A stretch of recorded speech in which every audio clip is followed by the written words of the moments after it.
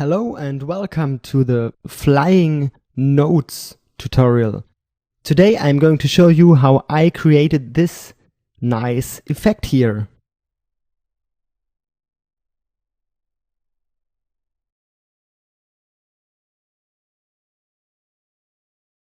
I am going to show you how you set up a particle emitter and how you are able to customize the emitter settings in a way that it looks like notes which are flying through the air.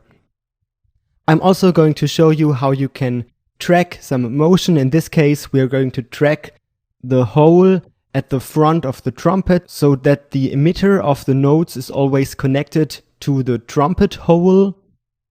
And as a small bonus, I'm also going to show you how you can use some audio files to drive small animations. In this case, I'm going to show you how you can connect your emitter settings to a music track.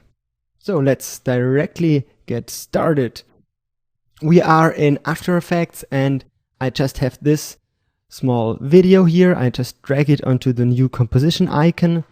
And as you can see, it's just me pretending to play the trumpet. And we want some particles to fly out here, and they should later on look like music notes. So let's just type in particle, and we use a plugin called trapcode particular. And for that we have to create a new solid on which we can apply it to, and the color doesn't matter. Let's just call it particular. Okay, and let's apply trapcode particular to it. Bring this over the trumpet movie, and you can see when I scrub through this, it is emitting white particle spheres from the center of the frame. And this center point is our particle emitter. As you can see, as I'm moving this point, the particles follow this point. This is exactly our position which we want to connect to the front of the trumpet. And as you see, it's just a 6-second movie. So in this case, I would just bring the emitter position over here, make a keyframe, go forward and reposition it until I have it. But today I will also show you how you can track the trumpet, because in my recent project I had at least 10 different movies where I'm somehow pretending to play the trumpet, and I wasn't quite sure which one could make it into the final version, so I had to make up a way in which I can easily switch the different movies without to have to work too much. So let's quickly track this trumpet here. So we go to the first frame, create once again a new layer, and it's going to be a null object, and we call this one the tracking data. Okay, and now we have to bring our tracker. I have it already here, but if you can't see it here, you just have to go under Window, Tracker. Okay, let's just click on the trumpet layer and click Track Motion. There we have our track point. And this is basically this middle cross here, which represents the exact point which we want to track. So let's bring this over the middle of the trumpet hole. We also have this small square, and this defines the area and also the pixels inside the area which are getting tracked. So After Effects and the tracker of After Effects are looking for those pixels, and After Effects is looking for those pixels inside of this area. And if I would move the trumpet very fast and wiggle it all over the place, I would have to make the search area bigger, because in the next frame the trumpet hole already could be here or so. But as I know that I'm not moving that fast, so I know that it is somehow inside of this area. And because the track doesn't have to be that perfect, because later on there's one note coming out per second or maybe 2 notes a second, So you really can't see if the drag point is jumping a few pixels. Okay, if we have this set up, we go to our tracker window and we have to edit our target. So let's click on edit target, and we want to choose our null object, which is in this case the tracking data, and click OK, because to this tracking data later on all of the tracking info gets applied. And we just click the Analyze Forward button. Okay, and as you can see, it gives me a quite nice result. And if you would have some keyframes who are not right, you can always go into each frame and position the tracking point manually. And I just leave it like that and click on the apply button down here. Now it's asking me to apply it on the X and Y axis, and that's fine. So I click OK. And it now has created a null object which is connected to the trumpet hole. Okay, and that is exactly what we want. Now we open up the transform data of our tracking data and go to the particular layer, to the emitter and to the emitter position, and hold down the Alt key and click on the stopwatch.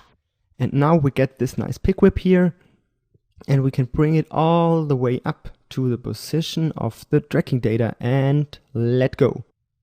We can close this again, and we can also turn off the eye for the tracking data because we don't have to see this red square here. Okay, and if we now hit the play button, now you can see that the particles are getting emitted out of the trumpet. Okay, and now we just have to make a few changes, and we want to create some nodes. So let's directly do this.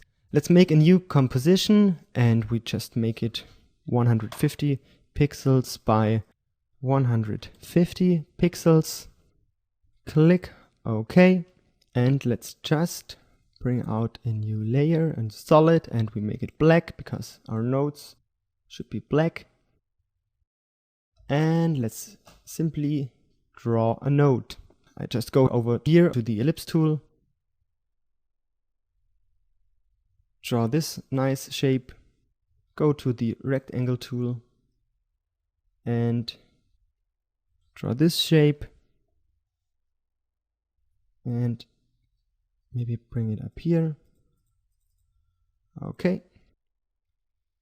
And there we have a node, but we want a few different nodes, and what we can do now is we just shrink this one so that it's just one frame long, and we duplicate it by simply hitting Ctrl D and bring it over here, and we can just click on it and create a new mask. Simply reposition the points a bit, and we have this nice node here. And let's just do it once again. Let's copy this one and also this one into frame number 3. Just going to scale this one down, and also this one, and just position it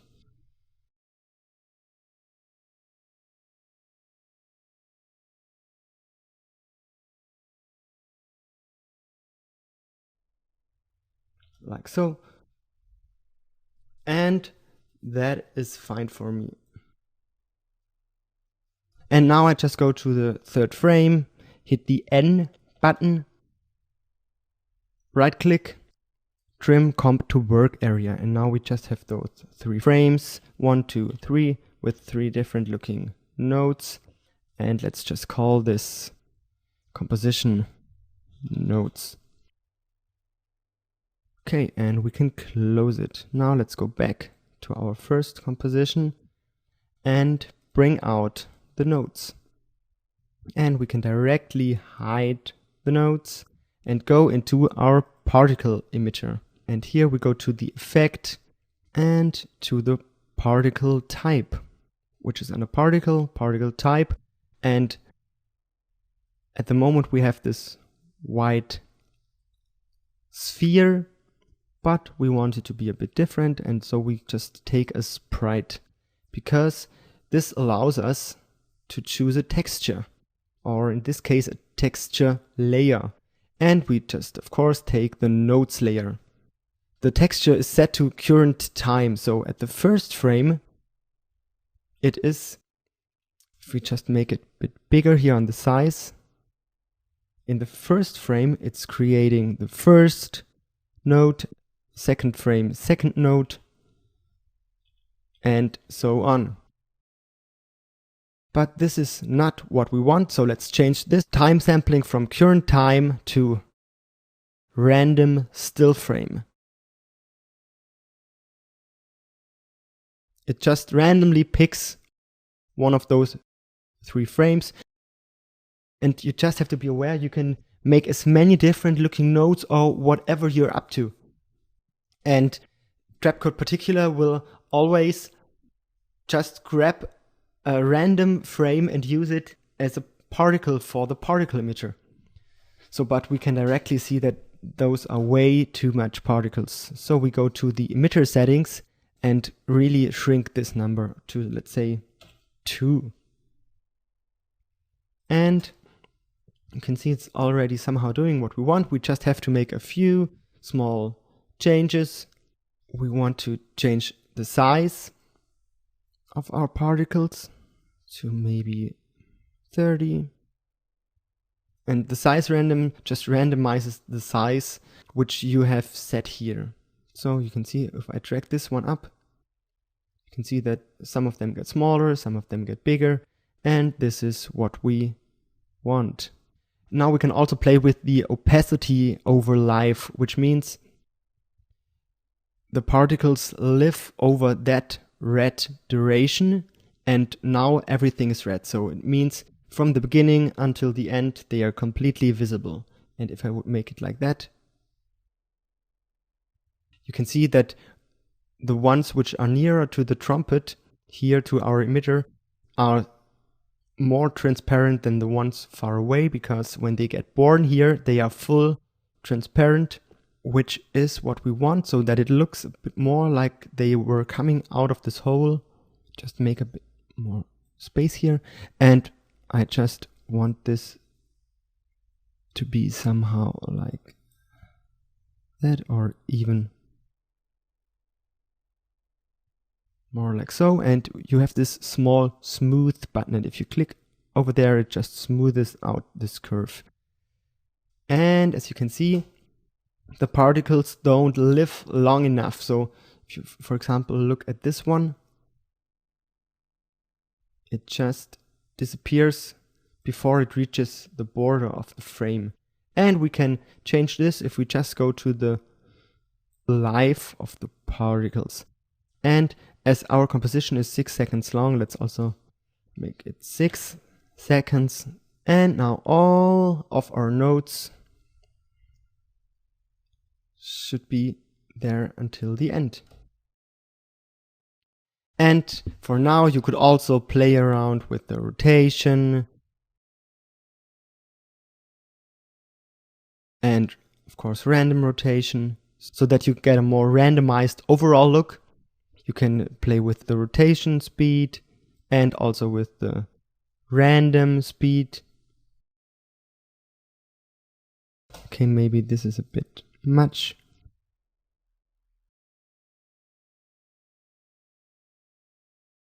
And just play with the settings until you have the look you are after. Okay, and that is how I did it. Okay, and as I told you in the beginning, I'm also going to show you a bit more, because I'm going to show you how you can drive your animation with a sound layer. And for that, let me just bring out a sound layer, but I just hide the Trumpet movie. and create a new solid, and I just make it white so that you can just see the notes. And I bring it below the particle layer. And I'm also going to uncheck my expression. I can simply click on here. And now it's just emitting particles out of the middle of the frame. I'm also going to make this composition duration a bit longer. So I go to composition, composition settings, and let's just make it over 30 seconds and click OK. And let me just bring out some sound file. I have this emitter sound file. And if I hit the L button twice, you can see that I have the wave form over here, and I'm just scrubbing through this where I have some nice dynamics in my amplitude, where you can see that it's getting really loud but also very quiet. Okay, here you can see quite good that the sound must be louder over here than it is here, and at the end of the sound file, of course, it gets really quiet. Okay, so we just have to extend the particle layer and also our white solid, which is our background. And how can we now apply this audio info to our particles? There's a really quick and easy way to do it. You can just right click on your audio file, go to Keyframe Assistant, convert audio to keyframes. And there we have it. It automatically creates a null object called audio amplitude for us, and we have some effects applied. We have left channel, right channel, and both channels. And I know that my audio file doesn't have a left and right channel, so I can just delete those and just work with this one here. So if I click on the slider and go to the graph editor, you can see what this is. It's the audio amplitude converted into keyframes, and this is what we want. So we now have an actual value for each point in time. So as I scrub through this, you can see that the slider is giving me some values to work. Okay, so let's go to the particle layer, go to the emitter, and to the particles per second. We hold down the Alt key and take our pick whip and bring it to the slider. And if we click away, you can see that we have many particles, and they are way too much. You can see we have 6 a second over here and sometimes 10 a second, which is just too much for me. So I just click into my expression and type in divided by 2. If I just click away, you can see that I now just have 5 a second. Maybe you could also make divided by 3. And now I have just 3 particles a second. And as I'm already scrubbing through this file, let me just make it like this so you can see the waveform over here. So you can see as I'm scrubbing through here, many notes are getting born. And as the sound is getting more and more quiet, you can see that it's now less and less particles who are getting born. And at the end,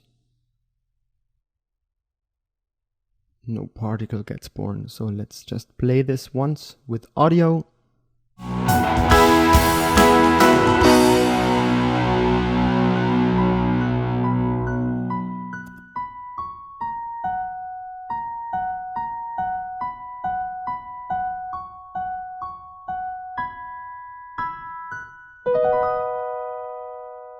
And of course you can apply this emitter sound info, which is now in this audio amplitude layer.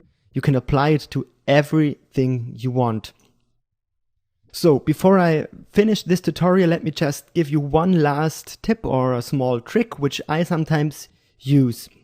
Because when I started driving animations with sound, I sometimes had to recognize that I had a nice music track with a nice beat and I wanted to use it, and then I converted the keyframes, and then I had to recognize that the track is just always loud and the nice rhythm isn't the loudest.